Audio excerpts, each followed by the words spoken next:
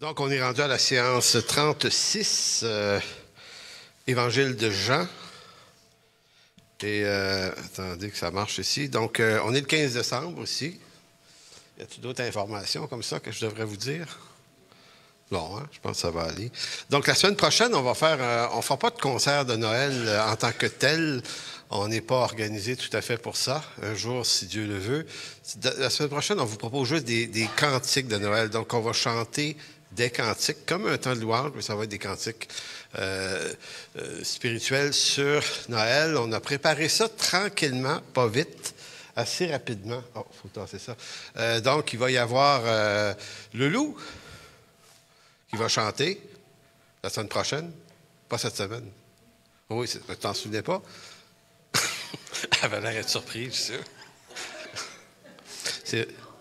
Voilà, il y a dedans, dans le juste ça, je vais peut-être vous nommer. Il y a le loup, il y a François. Ils vont faire 2 cantiques chacun.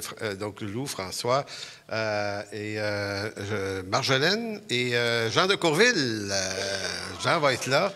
Il va nous faire son fameux Noël Bonne Nouvelle. Alors, ça va être... Hey, ça va, salut! Donc, ça va être ça la semaine prochaine. Ça va être comme ça va être. Mais pas les attendre trop hautes, comme ça, si on est très bon, ça dit « Wow, c'était bon! » Ah oui, Michel, t'es où, Michel? Il va faire son Sainte Nuit traditionnelle. Ah ouais, aussi.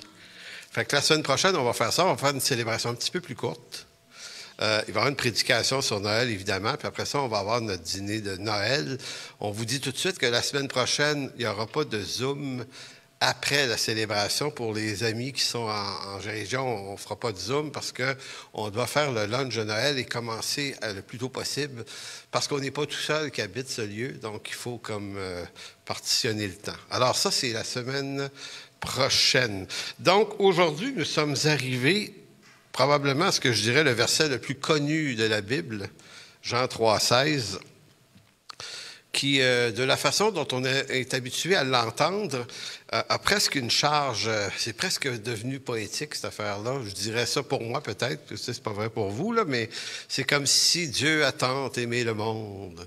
Tu sais, il a tant aimé le monde qu'il a donné son Fils unique. Tu sais, il y a de l'amour là-dedans, il y a du sacrifice, puis il y a comme du réconfort, il y a plein de bonnes choses. C'est vraiment un verset, c'est pas pour rien que c'est le verset peut-être le plus connu de toute la Bible. Je me souviens à certains Jeux olympiques dans le temps, notamment aux Jeux olympiques de Séoul, je ne sais pas c'est en quelle année ça a eu lieu, cette affaire-là, mais je me souviens qu'il y a beaucoup de chrétiens en Corée du Sud. Et à Séoul, il y a énormément de chrétiens dans cette ville-là. Il y a l'église de Yonggi-cho, ils ont à peu près 1 million. Imaginez-vous d'avoir une église de 1 million. Imagine la dîme, moi, c'est... Fallait bien que quelqu'un y pense. C'est vrai que, ouais, ça doit être assez intéressant. Mais bref, ce que je voulais surtout dire, on pense juste à l'argent. Bon, ce que je voulais surtout dire, c'est que dans le stade olympique de Séoul, il y avait beaucoup de gens qui avaient des pancartes Jean 3,16. Je ne sais pas si vous vous souvenez de ça. Il y en avait plein dans la foule du stade de Séoul. Et ça montre que quand on veut s'identifier à Jésus-Christ, c'est peut-être le verset, parce qu'il fait tout ce verset-là. Il dit que tu es chrétien, puis tu appartiens à Jésus-Christ, puis il annonce l'Évangile en même temps. Ça annonce l'Évangile à chaque fois que ce texte... Donc, c'est probablement le verset le plus complet. Tu sais, en peu de mots, c'est quoi l'Évangile? Ben, c'est Jean 3,16. Donc, ça commence au verset 14, qui dit... Et comme Moïse éleva le serpent dans le désert, il faut de même que le Fils de l'homme soit élevé, afin que quiconque croit en lui ait la vie éternelle. Car Dieu a tant aimé le monde qu'il a donné son Fils unique afin que quiconque croit en lui ne périsse point, mais qu'il ait la vie éternelle. Maintenant, je veux vous faire remarquer les versets 14 et 15, parce que le verset 16... il est tellement lumineux, là, il est highlight, on pourrait dire, tellement qu'on oublie les 2 versets avant qu'il prépare. Et comme Moïse éleva le serpent d'airain dans le désert. Donc, le serpent, c'est l'image de quelque chose, ça, dans l'Écriture. C'est l'image de quoi? De la chute. Mais c'est aussi l'image d'un événement dans Nombre 21. Les serpents brûlants qui mordaient les Israélites après une rébellion. Donc, il y avait eu une rébellion en Israël. Les gens, les Israélites, s'étaient rebellés contre Moïse. Et en conséquence, Dieu, et c'est bien écrit que Dieu avait envoyé des serpents brûlants, puis piquaient les Israélites, puis les gens mouraient, puis ils se sont repentis, sont allés vers Moïse lui dire, écoute, sauve-nous, sors-nous de là. Et Dieu a adressé la parole à Moïse en disant, fais un serpent en airain, puis pends-le au bout d'une perche, puis toutes les fois que quelqu'un sera mordu par un serpent, il y a juste à regarder le serpent d'airain, et il va être délivré de la conséquence de la morsure du serpent. Donc, on ne peut pas ne pas voir dans le serpent la morsure et la mort, la chute, la séduction. C'est pas grave. Alors, on peut pas ne pas voir, on ne peut pas ne pas faire le lien entre ces événements-là qui se passent dans Genèse 3 et dans Nombre 11, Nombre 21. Mais donc, il faut remarquer que Jésus s'associe au serpent. Donc, et comme Moïse éleva le serpent dans le désert, il faut de même que le Fils de l'homme soit élevé. Donc, il y a une association que Jésus fait entre lui et cet événement-là, comme s'il est en train de dire, ce serpent-là était un type de qui je suis. Et ça rend la chose curieuse, étrange, et on va voir pourquoi. Il va dire, il faut qu'il soit élevé afin que quiconque croit en lui ait la vie éternelle de la même façon que chaque Hébreu dans le désert qui croyait qu'en regardant le serpent, il était délivré de la mort. Jésus dit, c'est la même image pour moi. Donc, Jésus ose des choses. Et c'est juste après qu'il va être dit, car Dieu a tant aimé le monde qu'il a donné. Le verbe donner ici a beaucoup de synonymes. Dans d'autres textes, il a été livré pour nous. Il y a à peu près 5 ou 6 verbes différents qui sont utilisés dans le Nouveau Testament pour parler de Jésus offert. Ça peut être offrir, donner, livrer.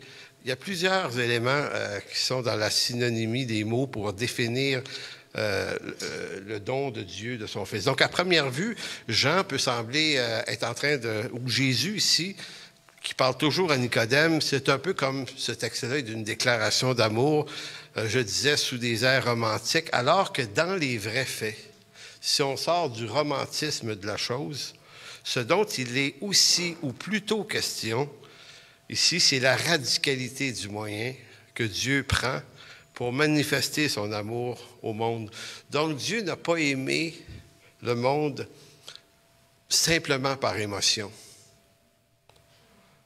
Puis, c'est rien contre les émotions aussi, mais ce n'est pas une question d'émotion, c'est une question de prix. Donc, si Dieu aime le monde, il y a un prix à payer à cet amour-là, et le prix est élevé à la valeur du Fils, son Fils unique. Donc, je vous relis un texte que j'ai lu jeudi soir dans mon cours, la séance 14, et ça vient de Luther. C'est pas Luther ici qui a dit ces mots-là, mais ça vient de théologiens luthériens très intéressants qui ont un regard sur la crucifixion qui est très, très riche.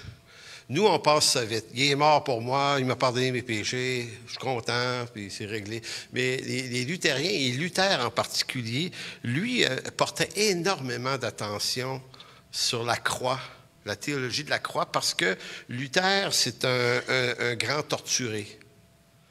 D'ailleurs, les gens qui sont extrêmement torturés peuvent ou soit s'autodétruire ou devenir des génies. Les artistes, les grands artistes torturés sont souvent ceux qui ont fait des œuvres absolument fabuleuses. Donc, si vous êtes torturé, vous êtes peut-être un génie qui s'ignore, je vous dis ça de même, ça peut vous encourager. Non, mais sérieusement, Luther, c'est quelqu'un sur qui pesait très, très lourd sa condition pécheresse. Donc, il ne pouvait pas passer là-dessus, lui, avec quelques raisonnements facilitateurs. Dieu t'aime, tu sais, des trucs. C'était comme, il fallait qu'il comprenne la mécanique du pourquoi Dieu l'a aimé, lui, parce qu'il est dans un univers catholique au départ. Et au moment où la réforme s'active en 1517, il y a un certain Jean c'est quoi son nom, Jean quelque chose, un évêque de Rome qui était venu vendre des indulgences à Wittenberg, où il vit, lui, où il enseigne, Luther. Et on propose des indulgences. Donc, tu achètes ton pardon à travers différents papiers d'indulgence. Et Luther, pour lui, ça, c'est le truc qui passe pas. Il est un spécialiste de la lettre aux Romains, mais aussi de la lettre aux Galates, qui dit justement 2 lettres qui exposent la richesse de la grâce de Dieu et du sacrifice de Christ, et donc de la justification qu'on en retire. Comme Michel disait tout à l'heure, effectivement, c'est que la vie chrétienne, tu as 2 choix. Ou bien tu regardes à ce que tu es, donc ce que tu vas trouver, c'est de la fragilité, puis des défaites, puis des problèmes. Alors que le christianisme, c'est te dire que ça a été payé et c'est pourquoi tu regardes maintenant vers le serpent d'airain. Tu regardes à la croix. C'est là ta délivrance. Ta délivrance, c'est pas que tu te sens si libre que ça. Ta délivrance passe par le sacrifice d'un autre. Donc, si on veut évaluer le prix payé par Dieu pour la grâce qui nous est accordée en Jésus-Christ, je répète ça, si on voulait évaluer le prix payé par Dieu pour la grâce qui nous est accordée en Jésus-Christ, il faut le mesurer, ce prix-là, par la radicalité du prix que le Père a payé en clouant son Fils unique sur la croix, lieu de l'humiliation la plus sublime qu'on puisse imaginer. Donc, quand il est écrit « Dieu a tant aimé le monde qu'il a donné son Fils », c'est presque romantique. Mais Luther aurait dit « Oui, mais attendez, là. Complétons l'idée. C'est extrêmement radical. Et Dieu n'a pas juste donné son Fils qui est venu vivre une petite vie tranquille ici, puis qui est mort dans un hôpital entouré de ses bien-aimés, là. C'est une mort parmi les plus radicales jamais vues. Donc, pour vous donner une illustration, je vais vous mettre dans le tombeau.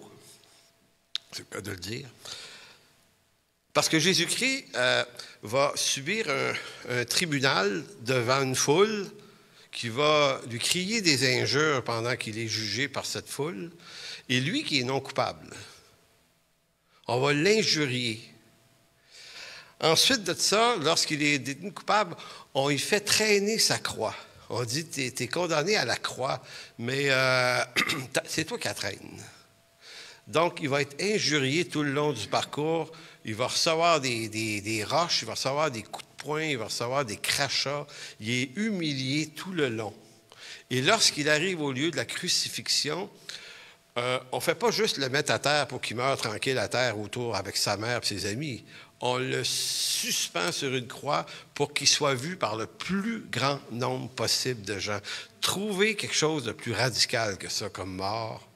Bien, c'est la mort de Jésus-Christ. Maintenant, imaginez votre mort, mettons qu'elle serait semblable.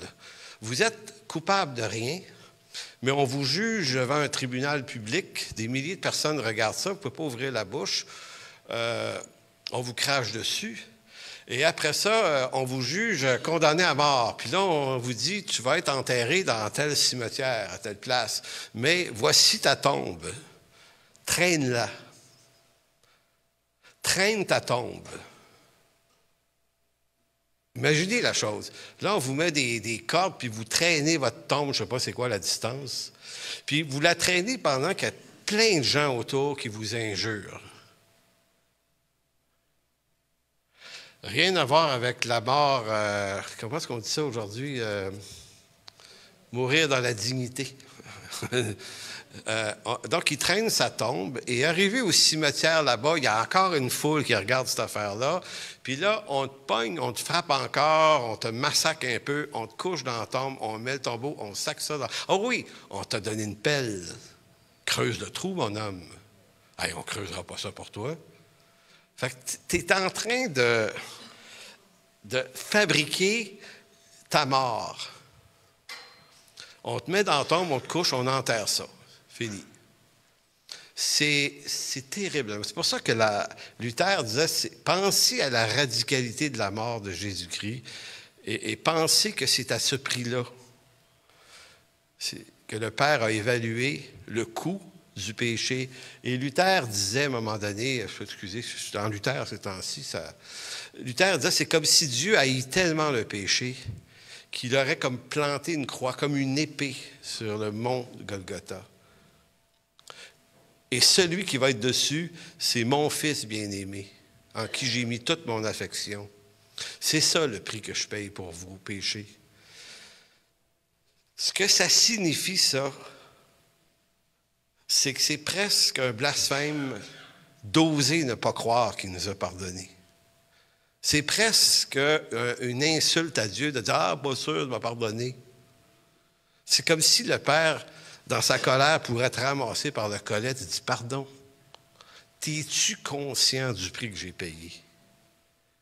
T'es-tu conscient de ce que ça m'a coûté pour te pardonner tes fautes? » Dis plus jamais d'affaire de même. Donc, saisir la grâce et la justification, c'est vraiment choisir radicalement que je suis pardonné et justifié et que c'est ça ma vie. Je pense que c'est encore Luther qui avait dit, la vie chrétienne, c'est d'apprendre à vivre en justifié. Mais apprendre à vivre en justifié. Parce que chaque matin, notre péché se couche à notre porte. Chaque matin, on ne se sent pas bien. Chaque soir, on ne se sent pas bien. C'est comme ça. Donc, cette œuvre de la croix qui entraîne dans la mort la plus radicale qui soit le Fils de Dieu est aussi l'œuvre par laquelle le pécheur est radicalement sauvé.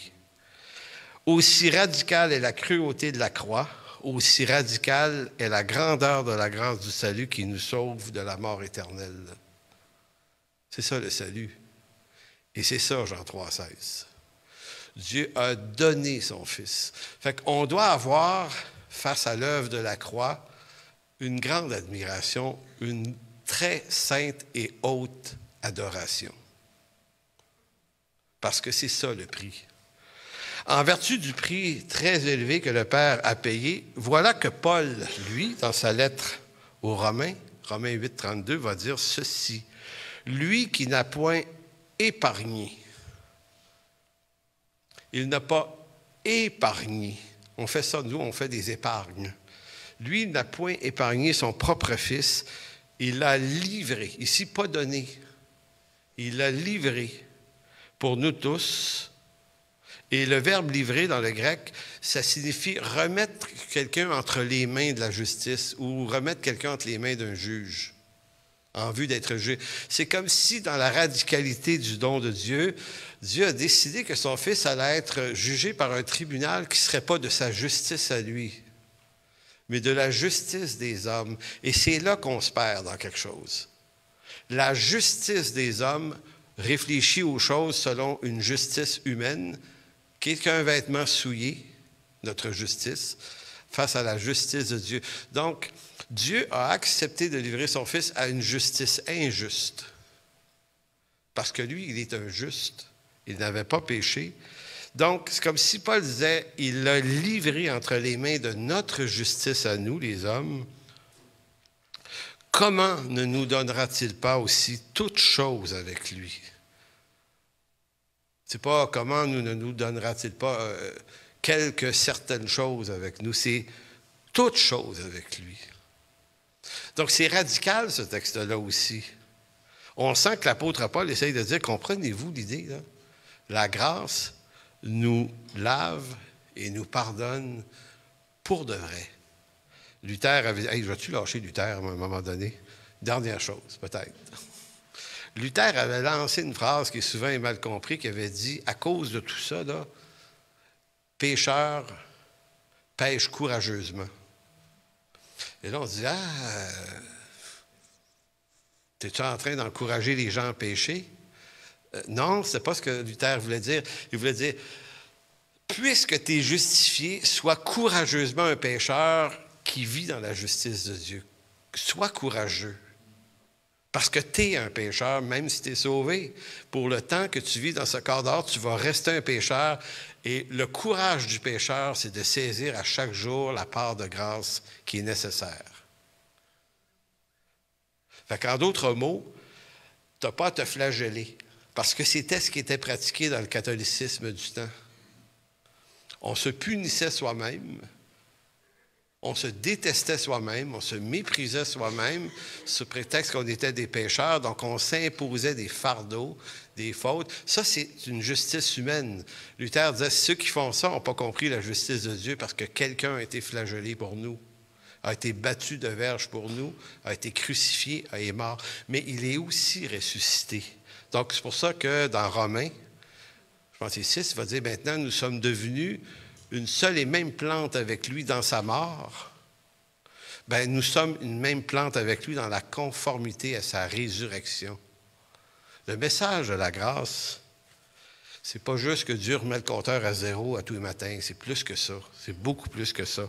Donc, Moïse avait suspendu un serpent d'airain sur une perche de bois pour la guérison des Israélites mordus par les serpents dans le désert. On voit ça dans Nombre 21, versets 6 à 8, 9, 10. On ne lira pas ça, ce n'est pas important ce matin. Je vous l'ai expliqué tout à l'heure. Mais pourquoi Jésus récupère l'image du serpent pour lui-même, plutôt que l'image de l'agneau immolé? Parce qu'il est l'agneau de Dieu qui enlève le péché du monde. Mais pour quelle raison, dans Jean 3, 14, l'association avec l'animal, c'est celle du serpent? Je me suis gratté la tête un peu. Je me dis, le serpent, qu'est-ce qu'il vient faire dans l'affaire? Il me semble que c'est l'auteur de la rébellion.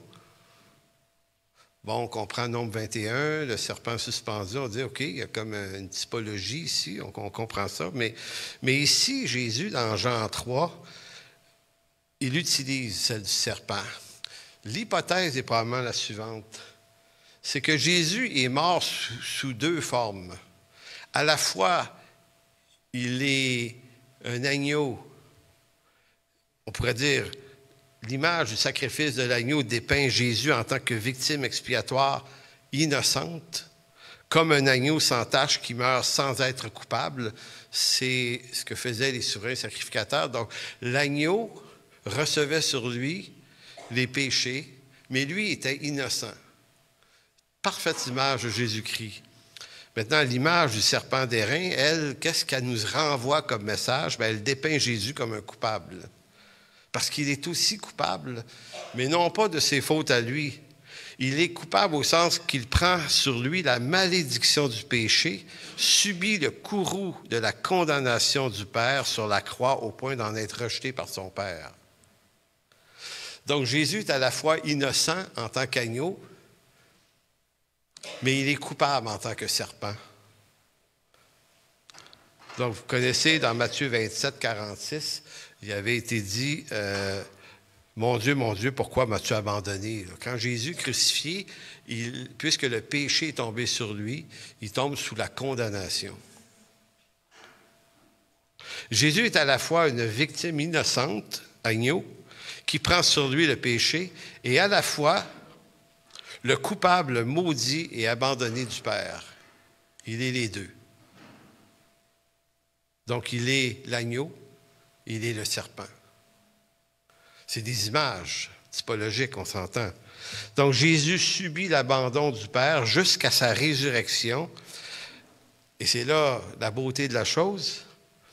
Il est dans l'abandon du Père jusqu'à sa résurrection, parce que puisqu'il est le Fils de Dieu et Dieu lui-même, la mort ne peut pas le retenir. Donc, Acte 2, 23 va nous dire ceci. Cet homme, en parlant de Jésus, livré selon le dessein, arrêté et selon la prescience de Dieu, vous l'avez crucifié. Et ça, là, c'est un texte sur la souveraineté de Dieu qui est vraiment magnifique. Hein? Cet homme livré selon le dessein, arrêté et selon la prescience de Dieu, vous l'avez crucifié. Donc, c'est comme si Pierre dit, c'était prévu de Dieu qu'il fallait que ça arrive, mais vous êtes coupable de l'avoir crucifié. Et les deux sont vrais. Dans l'Écriture, il y a plein de trucs comme ça où tu te dis, OK, qu'est-ce qui vient en premier? Les deux. Et il faut garder cette tension-là, puis pas essayer de colmater la brèche ou le pont entre les deux. C'est autant l'homme qui a crucifié le Fils de Dieu que Dieu qui, dans sa prescience, a prévu sa crucifixion. Il dit, vous l'avez fait mourir par la main des impies. Dieu l'a ressuscité en le délivrant des liens de la mort. Pourquoi? Parce qu'il n'était pas possible qu'il fût retenu par elle. Donc, la beauté de la chose, c'est que Jésus, à sa résurrection, devient l'agneau ressuscité. Il est Dieu, comprenez-vous, il ne peut pas mourir. Il est aussi Dieu. Donc, il ne peut pas mourir. C'était vraiment intéressant. Racheter de la malédiction de la loi. Maudit, j'ai oublié de vous donner, je sais que c'est dans Galates chapitre 3,13, je pense. J'ai-tu donné ça, un texte de Galates 3,13? Christ nous a rachetés de la malédiction de la loi, étant devenu malédiction pour nous, car il est écrit « Maudit à quiconque est pendu au bois ». Ici, vous avez encore Paul qui fait une référence au serpent d'airain sur le bout de bois. Il y avait à la fois une malédiction puis une délivrance dans le même geste. Et lorsque Christ est pendu au bois, il devient l'image du serpent d'airain en même temps. Il devient un maudit. C'est-à-dire, le Fils de Dieu a été maudit. Oui, c'est la radicalité de l'œuvre. Pendu au bois comme le serpent d'airain signifie que Jésus n'est pas seulement mort en agneau pour le péché du monde, l'agneau innocent, mais tout autant pour la malédiction de la chute. Écoutez bien la prochaine phrase. C'est comme si Jésus avait entraîné le serpent, donc le péché, et le serpent dans sa mort à la croix pour montrer la fin de l'histoire de la chute de Genèse 3. Donc, c'est plus que nos péchés individuels qui ont été traités par son sacrifice. Ce n'est pas que les péchés, c'est le péché qui a été traité ici. Et pas seulement ça, c'est comme s'il ramassait toute l'image du malin et du serpent, puis il l'entraînait dans sa mort pour faire mourir cette chute. C'est fantastique. La délivrance dont on est l'objet, qui ne se traduit pas toujours en victoire dans la vie de tous les jours, est néanmoins la victoire la plus stupéfiante de l'humanité. Cette pleine victoire-là, cette pleine délivrance-là, on va la rencontrer au retour du Seigneur Jésus-Christ. Il y a un moment où on va rentrer dans cette réalité-là. Pour le moment, on est dans le déjà. C'est déjà pas complètement accompli, mais on n'est pas encore dans la plénitude. Il y en a qui se réjouissent.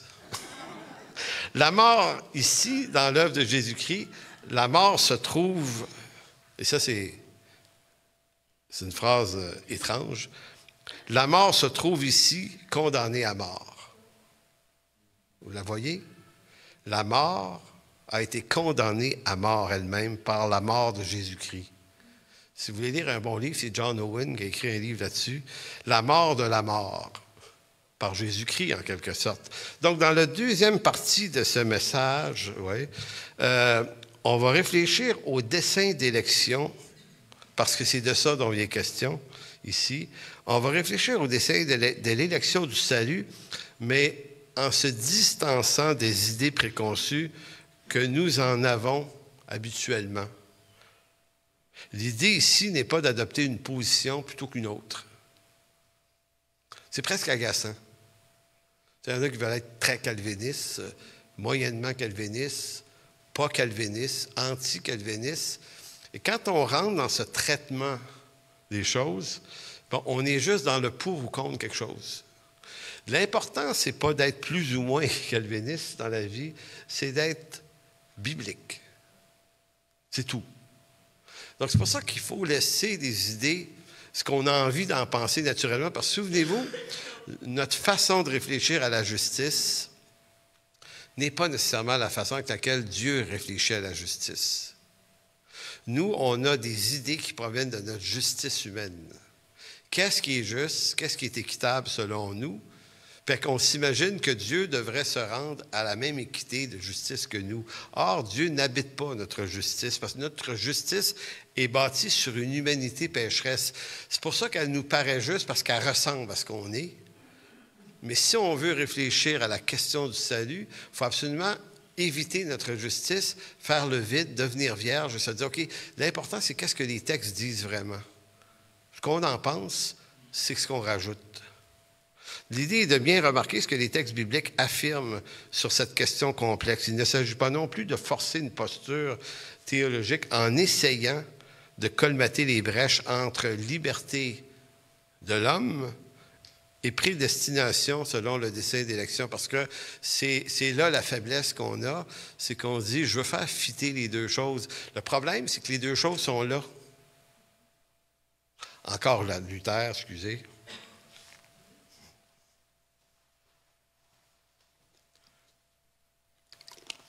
Luther avait tendance à dire qu'on ne devrait jamais ajouter à l'Écriture ce que l'Écriture n'affirme pas.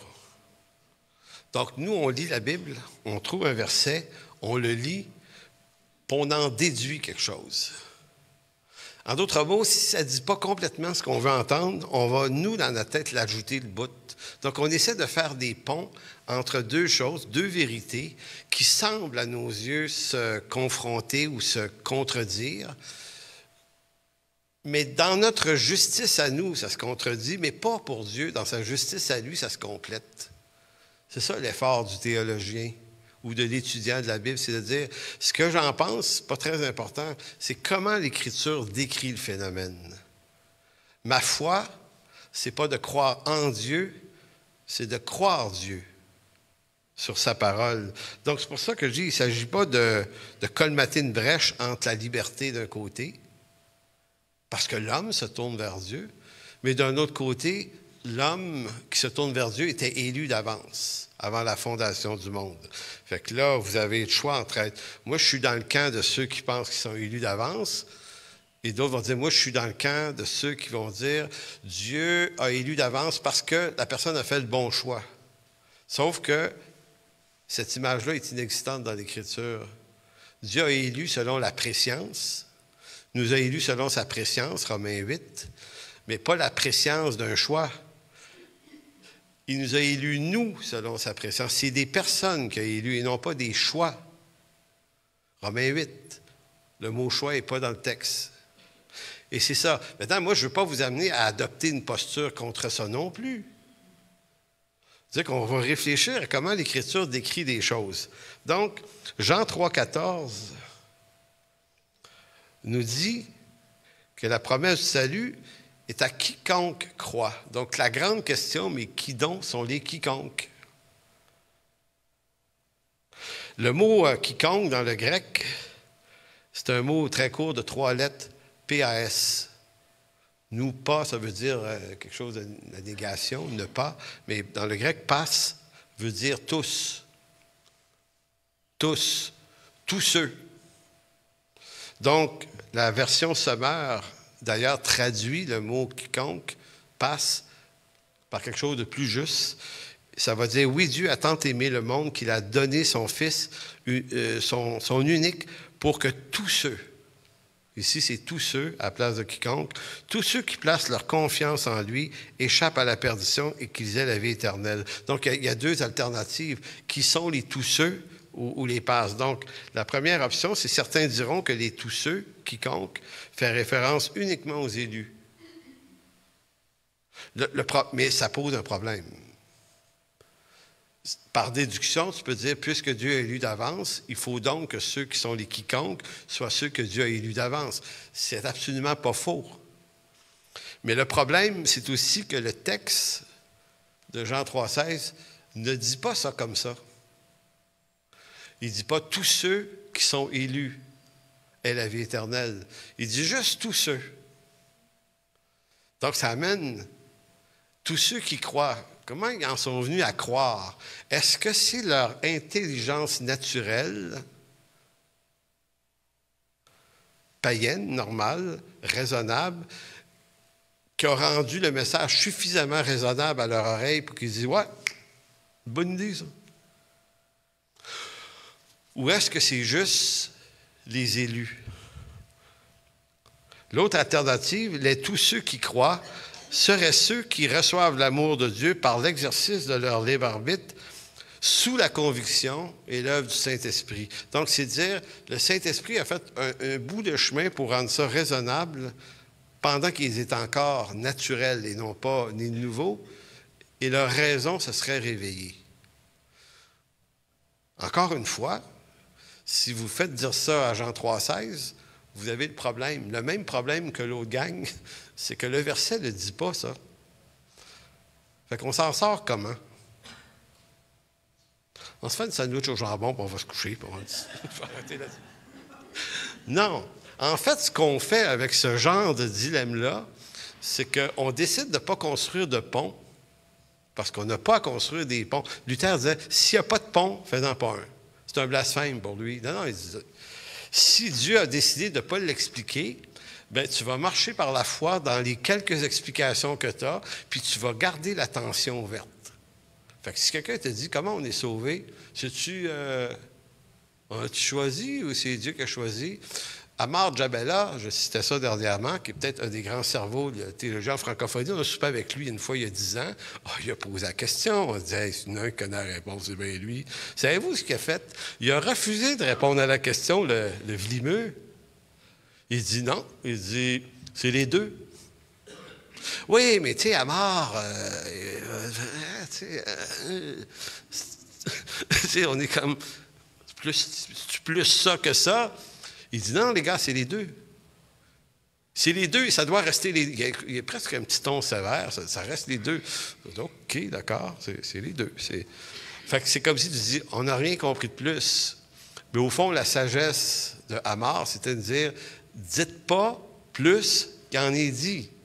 Arrêtez là. Et laissez Dieu faire son œuvre à sa façon, puis un jour, on comprendra. Donc, on va tourner dans 1 Corinthiens, chapitre 2, 9 à 14. C'est un des textes que j'ai choisi qui vient mettre en lumière un problème. Si vous dites que c'est l'œuvre de l'Esprit qui convainc de pécher les gens, selon, on va voir ça dans Jean 16 tout à l'heure, oui, mais le Saint-Esprit fait une œuvre, c'est pour ça. Là. Les tenants du libre arbitre vont dire, non, l'homme est naturel, ne peut pas entendre les choses de Dieu, mais si le Saint-Esprit vient l'aider, ça va marcher. C'est un peu ça, l'idée. Et en passant, si vous voulez absolument défendre la thèse du libre arbitre, si vous voulez absolument la défendre, il faut que vous poussiez votre logique aussi loin que la logique de cette position-là le veut. Ça veut donc dire que par libre arbitre, ça vous rend responsable de tous les gens que vous avez rencontrés dans votre vie. Puisqu'ils ont le libre arbitre raisonnable de se convertir sous votre évangélisation, quand on était dans Greater Grace aux États-Unis, c'était ça le message. Un jour, hey, tu l'as entendu, là, le pasteur là-bas, là. Il dit, un jour, tu vas faire face à tous les gens à qui tu n'as pas annoncé l'Évangile, ils s'en vont en enfer. Il disait ça, lui. Hey, moi, je n'étais pas la foule qu'il va avoir devant moi. Hey, les serveuses d'un restaurant, les gens que j'ai rencontrés, le policier qui m'a donné une étiquette, plein de monde, là. Et là, c'était là. Il faut que tu leur annonces l'Évangile parce que sinon, Dieu a fait que tu les rencontres pour leur salut et ça reposait sur toi de devenir suffisamment convaincant et intelligent dans ton annonce pour que le libre arbitre soit défié puis dise oui. Gros problème. Donc, c'est un fardeau que ni vous ni moi on peut supporter. Jésus n'a pas fait ça. Regardez Jésus. Avec ses apôtres, promène, va ici, va là. Des fois, il fait une prédication. Des fois, il n'en fait pas. Il rencontre plein de monde. Il n'est pas acharné. Il n'est pas dans la pression de rien. Il y a des gens qui viennent le voir et il leur dit. À d'autres, il ne leur dit pas. C'est surprenant. Et c'est lui qui va dire, prenez sur vous mon fardeau. C'est un fardeau léger. Fait que moi, à un moment donné, je me disais, mais comment c'est qu'il y a un fardeau lourd? Parce que j'ai l'impression que la perdition de plein de gens, c'est de ma faute. Bien, c'est parce qu'on ne remarque pas ce que l'Écriture dit tout à fait. On rentre dans une idée préconçue. L'autre problème que pose, si vous croyez que le libre arbitre, c'est juste, parce qu'il faut que Dieu soit juste en donnant la liberté égale à tout le monde de le recevoir ou non. Si vous dites ça, vous pouvez le dire. Sauf que ça vous amène à un autre dilemme. Comment vous expliquer que Les gens de l'Afrique, en bas du Sahara, subsaharienne, ont reçu l'Évangile au 18e siècle. Ce n'est pas rendu là avant. Peut-être le 17e.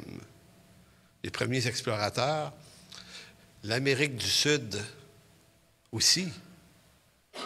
Les Incas, tous les gens qui vivaient là, c'est 1492, Christophe Colomb, voilà, OK. Mais avant, la Chine, les steppes du nord de l'Europe, pendant des siècles, l'Évangile, là, c'est en Europe, puis au Proche-Orient. Et là, vous dites, ouais, il faut que Dieu donne une chance égale à tout le monde. Bien, je vous garantis que tout le monde n'a pas une chance égale. Ils n'ont même pas été exposés au choix. Donc, certains ont essayé de dire, ah, ben là, Dieu, il a dû, tu sais, par la nature, c'est voir Dieu dans la nature. Ben oui, les hommes ont vu Dieu dans la nature. Tous ceux qui n'ont jamais entendu parler de Christ ont vu Dieu. Puis ce qu'ils ont fait, c'est des totems, puis des idoles. Il y avait dans leur cœur la pensée de l'éternité. Il y avait l'intuition que quelque chose de plus grand qu'eux existait. Ils ont créé des religions païennes. C'est compliqué, l'Évangile. C'est ça que je suis en train de vous dire. C'est compliqué de se mettre des idées préconçues puis de prétendre que c'est comme ça que ça marche. C'est plus compliqué. C'est pour ça que Luther est un homme très brillant qui dit, écoutez, laissez Dieu être Dieu sur son œuvre, sur sa création. Puis nous, on va répondre à son appel. On a un appel, on n'a pas 20 appels. Donc, 1 Corinthiens 2,9, écoutez les mots. Mais comme il est écrit, ce sont des choses, en parlant là, de la sagesse du salut, là, ce sont des choses que l'œil n'a point vues, que l'oreille n'a point entendues et qui ne sont point montées au cœur de l'homme. Donc, l'œuvre de Dieu, là, l'homme ne la voit pas, ne l'entend pas et ne la saisit pas dans son cœur naturellement. Ce sont des choses que Dieu a préparées pour qui? Pour ceux qui l'aiment. Pour ceux qui l'aiment. C'est une répétition de Romains, chapitre 8. Dieu qui dit « Toute chose concourt au bien de ceux qui l'aiment ». Expression qui est synonyme de « ses bien-aimés ». Ceux qui l'aiment, ce sont ses bien-aimés. Donc, ce que Paul dit, ces choses-là, l'homme naturel, ni son œil, ni ses oreilles, ni son cœur peut les saisir, seulement ceux qui sont ses bien-aimés. Vous n'avez pas l'impression qu'il y a quelque chose de sélectif? Dieu nous les a révélés par l'Esprit, car l'Esprit sonde tout, même les profondeurs de Dieu. Donc, on peut dire, ah, ben oui, mais c'est ça. Il s'est servi de l'Esprit qui nous a convaincus. Attendez, verset 11. Lequel des hommes, en effet, connaît les choses de l'homme, si ce n'est l'Esprit de l'homme qui est en lui? De même, personne ne connaît les choses de Dieu, si ce n'est l'Esprit de Dieu. Paul fait on dit qu'il construit un mur. L'homme naturel a un esprit aussi, mais il est enfermé dans cette place. Et l'Esprit de Dieu est enfermé dans un espace de Dieu, en quelque sorte. Or, nous, verset 12, nous n'avons pas reçu l'Esprit du monde. En parlant les nous, c'est qui ça? C'est ceux qui l'aiment. Mais l'Esprit qui vient de Dieu, afin que nous connaissions les choses que Dieu nous a données par sa grâce. Le texte est fameux. Pourquoi nous les connaissons, nous, ces choses-là? Pourquoi nous les connaissons? Parce que l'Esprit de Dieu, parce qu'on les a reçus. On les a reçus. On les a reçus afin de connaître les choses. C'est comme si Paul disait, il s'est passé quelque chose dans ta vie qui ne s'est pas passé dans plein de vies. Toi, l'Esprit de Dieu est venu déposer ça. Mais c'est le salut, ça. La connaissance de Dieu. Et nous en parlons non avec des discours qu'enseigne la sagesse humaine, mais nous en parlons avec des discours qu'enseigne la sagesse, avec le langage, employant un langage spirituel pour les choses spirituelles, mais l'homme animal ne reçoit pas les choses de l'Esprit de Dieu, car elles sont une folie pour lui. Il ne peut les connaître parce que c'est spirituellement qu'on en juge. Si vous prenez le temps aujourd'hui ou demain de relire le texte très, très lentement, vous allez vous rendre compte que Paul a réellement dit ça. L'homme naturel, là, tant qu'il n'est pas né de nouveau, les choses de Dieu, de l'Esprit de Dieu, sont une folie par lui. Donc, si je dis, ouais, mais l'Esprit a aidé à rendre mon intelligence, à rendre ça intelligent pour mon intelligence ou rendre ça raisonnable pour mon intelligence, il manque un bout. Parce que c'est comme si l'apôtre Paul, lui, disait, tu es ou soit né de l'Esprit ou tu ne l'es pas. Si Dieu te donne le don de la grâce par la nouvelle naissance, c'est ce qu'il disait à Nicodème. Nicodème, ce qui est né de la chair est chair, ce qui est né de l'Esprit est esprit. Ça, il dit, pour être sauvé, il faut que tu naisses de nouveau. Il ne faut pas que tu comprennes avec ta raison le message, ce qui est né de la chair est chair. Tu ne peux pas comprendre. Il faut que tu naisses de nouveau. Si tu n'es pas né de nouveau, il dit, tu ne peux voir le royaume, tu ne peux le voir. En d'autres mots, comme Paul dit, tu ne peux ni le voir ni l'entendre. C'est des choses qui ne sont point montées. Ça a été placé dans le cœur de ceux qui l'aiment. Donc ici, on est devant un dilemme. On dit, OK. Maintenant, il y en a qui vont dire, donc, tout est fait d'avance. Il n'y a plus rien à faire, ça ne donne rien, on ne témoignera pas. En fait, l'Écriture ne dit pas ça non plus. L'Écriture dit à la fois ceci, et à la fois, elle nous dit aussi de prier puis d'annoncer l'Évangile. L'apôtre Paul a fait 3 fois le tour de l'Europe et de l'Asie, et c'est lui qui vient de dire ça. Mais Paul est aussi en train de dire, oui, mais en même temps, ce qui éveille la foi chez ceux qui l'aiment, c'est qu'ils ont entendu l'Évangile. Comment entendront-ils s'il n'y a pas de prédicateurs qui partent? Donc, quand on fait le tour de la loupe au complet, ça revient toujours qu'il y a les deux patentes en suspension dans l'affaire. Sauf que cette posture-là, comme celle de Luther ou d'autres, ce qu'elle fait, c'est qu'elle déplace le fardeau de sur tes épaules, elle le replace sur Dieu. Parce que si c'est vous qui devez convaincre les gens, bien, c'est vous qui êtes le sauveur. Comprenez-vous? Moi, là, je me disais ça, là. Je me souviens au Saguenay, François, tu sais, le gars qui était venu faire une présentation d'une balayeuse, là, Filter Queen, là. Notre première année de mariage. Je m'en souviens, j'avais stressé avec ça. Tu sais, tu as un vendeur de Filter Queen qui arrive chez vous, tu dis, il faut que j'y annonce l'Évangile. C'est un pauvre lui, il s'en va en enfer après. Ce qui n'est pas faux, en passant, c'est oui. Sauf que là, tu sais, le gars, il est là, il me parle de la balayeuse. Je sais, comment je pourrais... Tu sais, moi, je ne suis pas un évangéliste. Moi, je connais des bons évangélistes, là, puis les autres, là, ils pognent la balle au bon. C'est incroyable comment ils ont le don de rentrer Jésus dans toutes sortes de discussions. Moi, je suis un enseignant, je ne suis pas un évangéliste.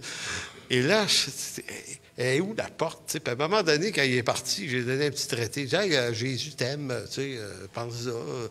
Il est parti. Puis là, j'ai au moins dit que Jésus l'aimait. C'était ça, moi, mon évangélisation. Je t'ai dit que t'es pas bon dans ça, toi, c'est pas possible. Et donc, le fardeau, puis pour moi, s'il va en enfer, ce gars-là, ça va être de ma faute. J'ai pas assez dit. Et là, on vient contredire une énorme affaire de l'Écriture qui dit « c'est Dieu qui sauve ». C'est selon sa volonté. Et là, on va pousser ça plus loin à un moment donné. Dans Galates 1,4, pas besoin de tourner, ce n'était pas prévu. Paul dit que le salut, c'est selon la volonté de Dieu. C'est jamais dit selon la volonté de l'homme. C'est toujours dit que c'est la volonté de Dieu. Dans Jean 1,13, non de la volonté de la chair, mais de la volonté de Dieu. Donc, le salut, c'est jamais, pour l'homme naturel, quelque chose de raisonnable. C'est Dieu qui sauve.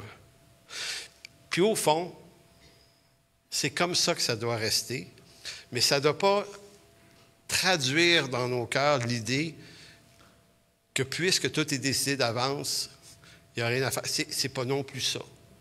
Donc, on annonce l'Évangile, on tient compte des portes que Dieu ouvre, on est beaucoup plus sensible en chemin des situations.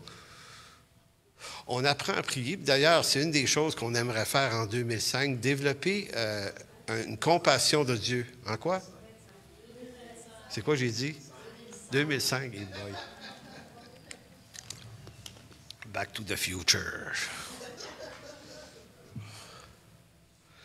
Vous savez, Jésus avait dit dans Jean 16, un verset dont on se sert, mais encore là, on y ajoute des choses qu'ils ne disent pas, les versets 8, Jean 16, 8.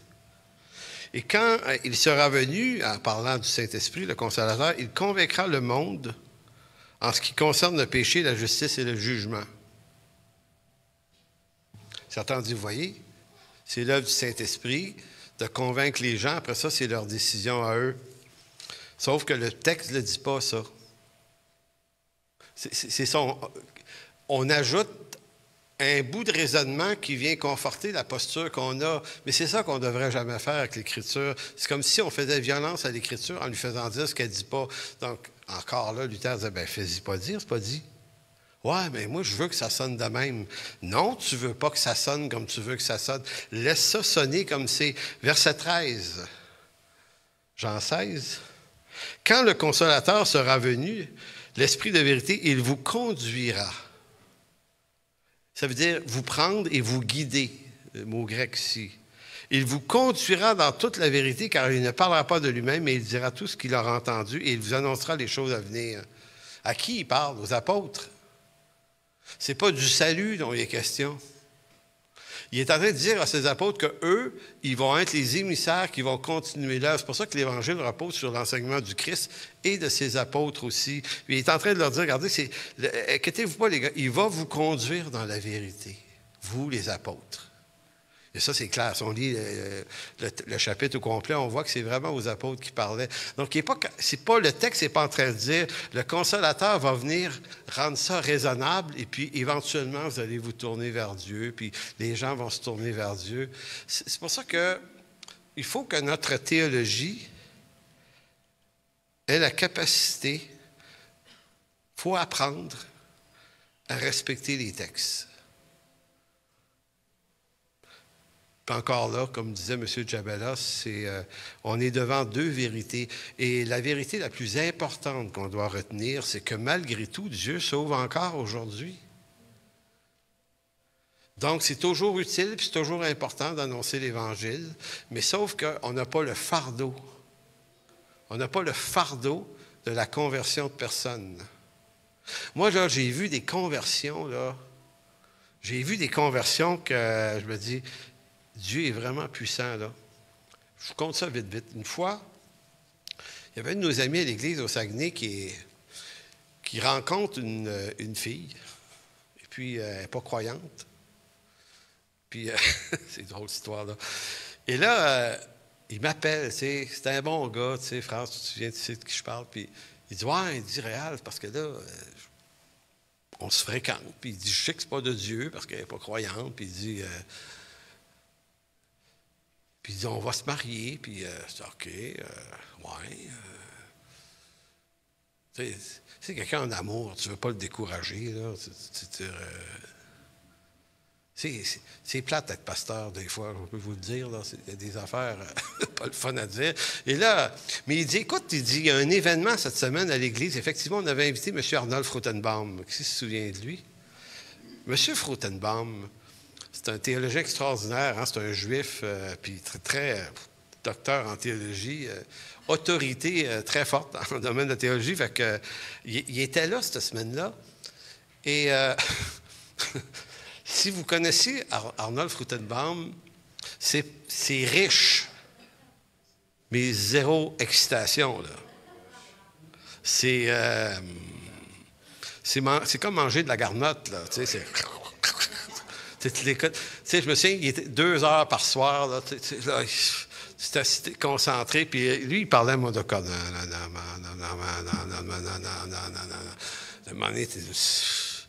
Moi, j'aimais le lire. Je veux dire, le lire, c'était plus le fun. Et c'est ce monsieur-là qui est là, fait que je vois-tu pas mon ami qui arrive avec cette fille-là? Moi, je suis dans mon bureau, Mon bureau était placé, je voyais les gens arriver dans le parking en auto. Et moi, je le vois arriver. Je dis, oh non. Non, non. Je me dis, ça va la détruire. Tu sais, une non-croyante qui n'a jamais rentré dans une église, qui pour la première fois entend M. Frutenbaum, elle ne t'offrira pas une demi-heure. Là. Je dis, moi, j'ai de la misère. Imaginez. Et là, écoutez, je vous dis, là, je me suis assis, j'ai dit, Seigneur, si tu existes, fais un miracle ce soir. Vraiment. Parce que moi, ça ne me tente pas de voir quelqu'un partir. Fait que là, je m'en vais les accueillir dans le passage, ils me la présentent. Genre, elle bien sympathique, la fille aussi. Puis là, j'ose pas dire, Éric, t'as pas choisi ton soir, là. T'aurais dû me le dire, dimanche, on va être meilleur. Il s'assoit avec cette fille-là. Puis moi, toute la soirée, là, je la regarde. T'es-tu yeux de ça? Qu'est-ce qu'elle va faire? As-tu l'air de... Puis elle était restée là 2 heures.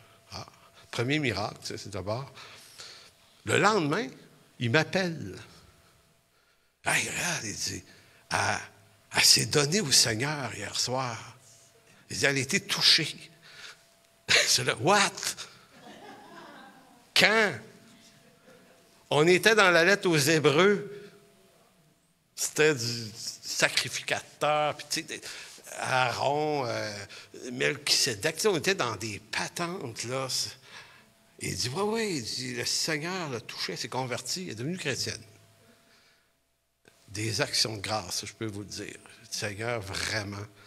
Ce que je veux vous dire par là, c'est que Dieu sauve des gens parce qu'il est bon, il est généreux, puis il est gracieux, puis il prend plaisir à sauver des gens. Fait qu'est-ce qu'on peut faire, nous autres, sinon de saisir des opportunités et de savoir que Dieu conduit tout ça selon son dessein.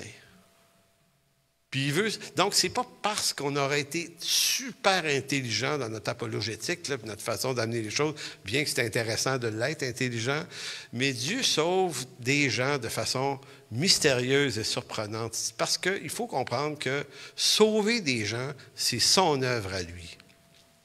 Puis en chemin, il va nous utiliser. Je voulais un dernier passage. En fait, je vous relis 1 Corinthiens 2, 9 à 16, que j'ai lu tout à l'heure, mais je vais vous le lire dans la version Sommaire. Mais comme le dit l'Écriture, il s'agit de ce que l'œil n'a pas vu, que l'oreille n'a pas entendu et que l'esprit humain n'a jamais soupçonné, mais que Dieu tient en réserve pour ceux qui l'aiment. Or, Dieu nous les a révélés par son esprit. L'esprit, en effet, scrute tout, même les pensées les plus intimes de Dieu. Quel est l'être humain peut savoir ce qui se passe dans un autre homme? Seul l'esprit de cet homme en lui le sait. De même, nul ne peut connaître ce qui est en Dieu si ce n'est l'esprit de Dieu. Donc, façon de dire que pour comprendre ce que Dieu fait, il faut que tu aies reçu l'Esprit de Dieu. Or, nous n'avons pas reçu l'Esprit du monde, mais l'Esprit même qui vient de Dieu, pour que nous comprenions tous les bienfaits que Dieu nous a accordés par sa grâce. Et nous en parlons non avec les termes qu'enseigne la sagesse humaine, donc notre sagesse rend ça convaincant, là, mais avec ceux qu'enseigne l'Esprit. Ainsi, nous exposons les réalités spirituelles dans des termes inspirés par l'Esprit. M. Frutenbaum a fait ça ce soir-là, sans le savoir. Mais l'homme livré à lui-même ne reçoit pas ce qui vient de l'Esprit de Dieu. À ses yeux, c'est pure folie. Et il est incapable de le comprendre, car seul l'Esprit de Dieu permet d'en juger. Celui qui a cet esprit peut, lui, juger de tout sans que personne ne puisse le juger. Car il est écrit, « Qui donc connaît la pensée du Seigneur et qui pourrait l'instruire? Mais nous avons la pensée de Christ. » Amen. Alors, merci, Père, de bénir cette parole ce midi. Non, ce matin. Il manquait juste cette nuit. Alors, merci Seigneur de bénir cette parole aujourd'hui. Merci pour ta bonté, Seigneur. Merci de mettre dans notre cœur un message de réconciliation, parce que c'est aussi ce que tu fais de nous. Tu nous fais participer en tant que personnes qui ont un message de réconciliation. Et Seigneur, la chose la plus grande aujourd'hui dont il faut se rappeler, c'est que tu veux réconcilier des hommes et des femmes avec toi. Puisses-tu, Seigneur, nous rendre nous-mêmes intelligents à discerner des moments, à ne pas sauter sur tout ce qui bouge, parce que ce n'est pas ce que tu as fait, toi, Seigneur. Mais il y a eu des occasions, des portes qui se sont ouvertes, et c'était toujours les bonnes portes. Alors, apprends-nous à les voir, ces portes-là, parce qu'enseigner ou annoncer ton évangile, ce n'est pas un fardeau. Si c'est conduit par ta main puissante, ça devient une bénédiction. Merci, mon Dieu. Amen.